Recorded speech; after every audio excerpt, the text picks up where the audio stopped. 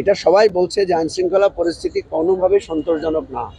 আপনারা দেখেছেন আমাদের একজন সহযাত্রী বলতে পারি আমরা, যে ওসমান হাদি, শহীদ ওসমান হাদি, যিনি আমাদের মধ্যে প্রার্থী ছিলেন, এবং আমরা যখন এই গণসংযোগ করেছি তিনিও গণসংযোগ করেছেন, সেই অবস্থায় তাকে নৃশংসভাবে হত্যা করা হয়েছে। তার খুনিদের এখনো গ্রেফতার করা যায় নাই, এবং বলা হচ্ছে যে আরও 50 জন প্রার্থীকে নাকি এভাবে খুন করা হবে। এই ধরনের হুমকি নানাভাবে বয়ে বেড়াচ্ছে। তারপরেও আমরা প্রশাসনের খুব বেশি টনক নড়ছে বলে মনে করছি না। আমরা অপরদিকে বিভিন্ন রাজনৈতিক দলের নানা ধরনের হিংসাত্মক কার্যকলাপ দেখছি। আমরা মনে করি এরকম যদি চলে তাহলে নির্বাচন খুব অসম্ভব হয়ে পড়বে, এবং এই নির্বাচন উৎসব মুখর বা অংশগ্রহণমূলক না হয়ে বরং এটা বেদনাদায়ক একটা নির্বাচন হবে। সেই জায়গা থেকে আমরা সরকারকে অনুরোধ করব যে যেভাবে হোক মানুষের মধ্যে আস্থা ফিরিয়ে আনা, মানুষের মধ্যে সংঘাত এবং হিংসা হানাহানির জায়গাটা থেকে সরিয়ে এনে একটা আস্থার জায়গা যাতে সৃষ্টি হয়, আর একটা প্রার্থীও যাতে আহত না হয়, একটা ভোটারও যাতে আমার এই হুমকির মধ্যে না পড়ে। যদি সেটা পড়ে তাহলে এই সরকার নির্বাচন করার কোনো সামর্থ্য রাখে না বলে আমাদের কাছে প্রতীয়মান। আমরা প্রথম থেকে সরকারকে বলেছি যে আইন শৃঙ্খলা বাহিনীর উপর আপনাদের কোনো নিয়ন্ত্রণ আমরা দেখতে পাচ্ছি না।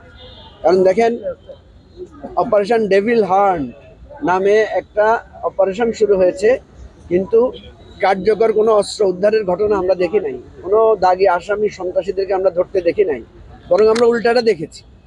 এই যে শরীফ ওসমান হাদিকে যারা হত্যা করেছে, যে ফয়সাল খুনি, সে একজন শুটার এবং সে একজন দাগী খুনি, অস্ত্রসহ গ্রেফতার হয়েছে, তার বিরুদ্ধে অনেক মামলা আছে। বরং আমরা দেখেছি এই ধরনের দাগী খুনি মামলা বা যাদের মামলা আছে তারাই বেরিয়ে এসেছে, বরং নতুন করে কোনো আসামি, কোনো ধরনের কিলার, কোনো ধরনের সুস্পষ্ট মানে দাগী অস্ত্রবাজদেরকে গ্রেফতার করা হয় নাই, অস্ত্র উদ্ধারের তেমন ঘটনা ঘটে নাই। ইভেন এখন বলা হচ্ছে operation devil hunt second term নাকি শুরু হয়েছে, এখানেও আমরা কোনো কার্যকর কিছু দেখতে পাচ্ছি না। সেনাবাহিনী, বিজিবি, র্যাব, পুলিশ সবাই নাকি মাঠে আছে। সুতরাং নির্বাচন কমিশন যে 3 স্তরের নিরাপত্তা এবং 3 স্তরের সতর্কতার কথা বলছে, এটা একটা কোনো কোনো ক্ষেত্রে আমাদের কাছে মনে হচ্ছে এটা একটা ফাঁকা বুলি।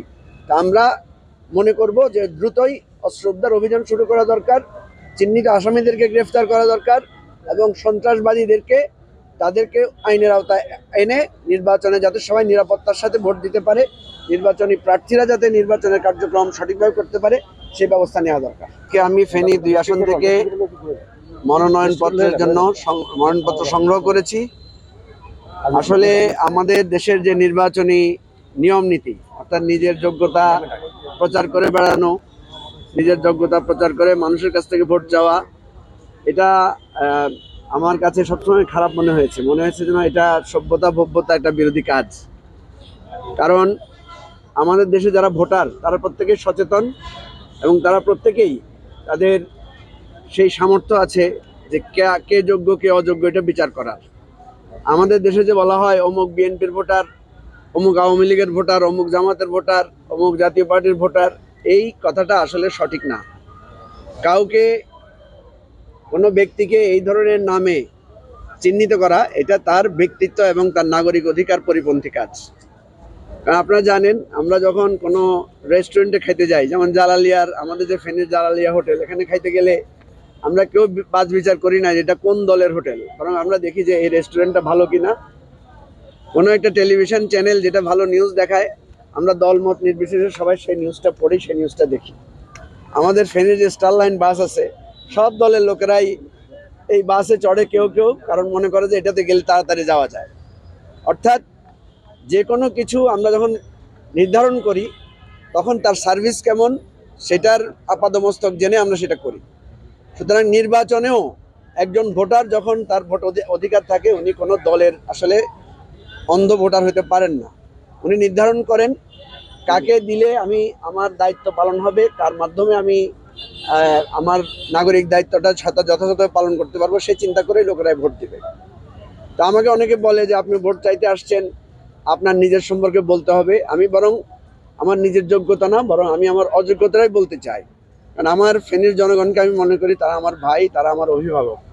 আমার অযোগ্যতা হলো আমি এই জীবনে প্রথম নির্বাচন করতে আসছি। সুতরাং আমার অনেক অভিজ্ঞতা থাকতে পারে। আমি ছাত্র জীবন থেকে রাজনীতি করেছি প্রায় 35 বছর। আল্লাহর রহমতে যেখানে গিয়েছি সেখানে আমার একটা সার্টিফিকেট, সেখানে আমার একটা কৃতিত্বের সনদ আমি পেয়েছি। কিন্তু একটা সার্টিফিকেট আমি কখনোই পাই নাই, সেটা হচ্ছে নির্বাচনের সার্টিফিকেট। আমি নির্বাচনে অংশগ্রহণ করিও নাই, সুতরাং এখানে জিতবো কি হারবো এই ধরনের কোনো অভিজ্ঞতা আমার নাই। সুতরাং আমি আমার এই ফেনীর জনগণের কাছে দুইটা জিনিসের জন্য আসছি। একটা হচ্ছে একটা অভিজ্ঞতার সার্টিফিকেট চাই আমি, দ্বিতীয় হলো একটা বিচার দিতে আসছি, যে বিচারের ভারটা আমি এই ফেনী জনগণের কাছে চাই। সেটা হলো, আপনারা জানেন গত 54 বছরে বাংলাদেশে যে রাজনীতিটা হয়েছে, এই রাজনীতিটা আমাদের দেশে হিংসা হানাহানি, আমাদের দেশে ব্যাপকভাবে বিভেদ তৈরি করেছে। যার কারণে আমরা মনে করেছি যে একটা নতুন রাজনৈতিক পদযাত্রা দরকার, একটা নতুন রাজনৈতিক বন্দোবস্ত দরকার। তা আমরা যখনই নতুন রাজনৈতিক বন্দোবস্তের কথা বলতে এসেছি, কিছু কিছু মানুষ আছে আমাদেরকে খুব অপমান করেছে, অপদস্থ করেছে, বলেছে নতুন রাজনীতির নাকি খাওয়া নাই, নতুন রাজনীতির নাকি বেল নাই। অনেকে বলেছে আপনাদের তো ভোট নাই। তো সেই বিচারটাই আমি ফেনীর জনগণের কাছে ভাট্টা দিতে আসছি, যে আমরা, আপনারা যদি নতুন রাজনৈতিক পরিবর্তন চান, আমরা আসছি আপনাদের কাছে। আপনারা যদি এই বিচারটা করেন, আপনারা যদি এটা প্রমাণ করেন যে না, নতুন রাজনীতির ভাত আছে, নতুন জিনিস নতুনভাবে আমাদের দেশটাকে গড়তে হবে, তাইলে সেই বিচারের ক্ষমতাটা আল্লাহ আপনাদেরকে দিয়েছে।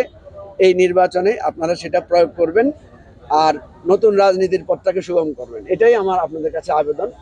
এবং আমরা মনে করি যে ফেনীতে যারা প্রার্থী আছেন তারা সবাই যোগ্য, তারা সবাই অভিজ্ঞ, কিন্তু 50 বছরের 54 বছরের রাজনীতিতে সব কিছু আপনাদের কাছে পরিষ্কার।